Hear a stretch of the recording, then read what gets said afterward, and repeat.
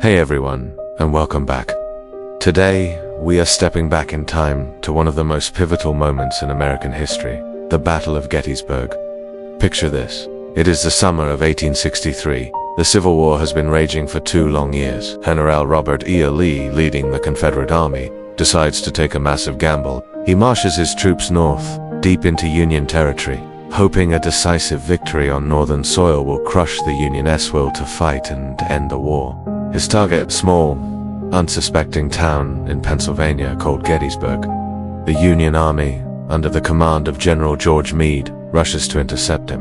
And on July 1st, 1863, the two massive armies collide. What started as a small skirmish quickly exploded into a full-blown, 3-day battle involving over 160,000 soldiers. The first day saw fierce fighting, with Union forces being pushed back through the town, eventually digging in on the high ground to the south, on hills like Culp's Hill and Cemetery Ridge. Day 2 was even bloodier. Lee launched massive assaults on both flanks of the Union line. You might have heard of the legendary defense of Little Round Top, where Colonel Joshua Chamberlain and the 20th Maine Regiment held their ground against overwhelming odds, culminating in a desperate bayonet charge that saved the entire Union position. The fighting was brutal, a chaotic struggle for survival that places now famously known as the Devil's Den and the Wheat. But the most famous moment came on July 3rd. Believing the Union center was weak, Lee ordered a final, massive frontal assault on Cemetery Ridge.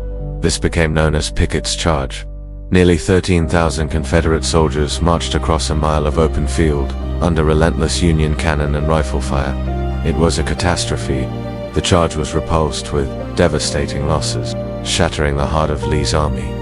The next day, on July 4th, a battered and defeated Confederate army began its long, painful retreat back to Virginia. They would never again mount a major invasion of the North. The Battle of Gettysburg was over. It was the bloodiest battle of the entire war, with over 50,000 casualties. But it was also the turning point. The Union victory here, combined with the fall of Vicksburg on the same day, shifted the momentum of the war decisively in favor of the North.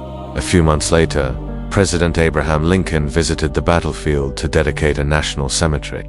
There, he delivered the Gettysburg Address, one of the most powerful speeches in history, redefining the purpose of the war and the very meaning of the nation. The Battle of Gettysburg wasn't just a military clash. It was a moment that reshaped America forever. Thanks for watching. If you found this journey into the past interesting, be sure to hit that like button and subscribe for more history stories. See you next time.